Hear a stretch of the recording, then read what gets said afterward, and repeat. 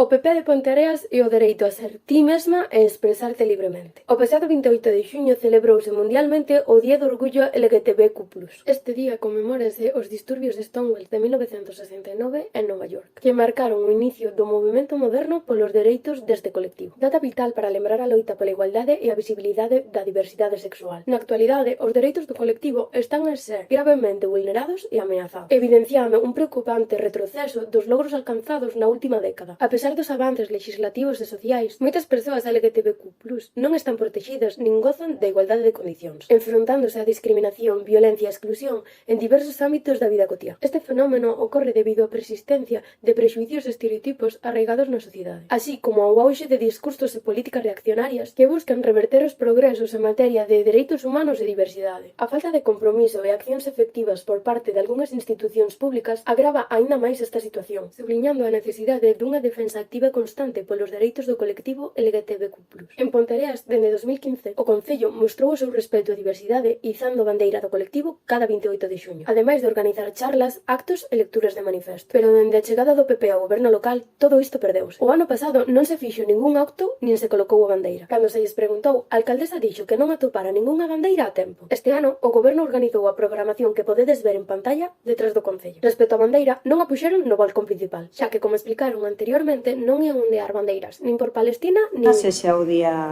gay. Xa que senón formaríase unha ensalada de bandeiras. Mostrar a bandeira LGTBQ+ non é só un xesto simbólico, é un compromiso coa igualdade e os dereitos do colectivo, especialmente agora, cando estes dereitos están ameazados. É crucial que as nosas institucións públicas demostren o seu apoio.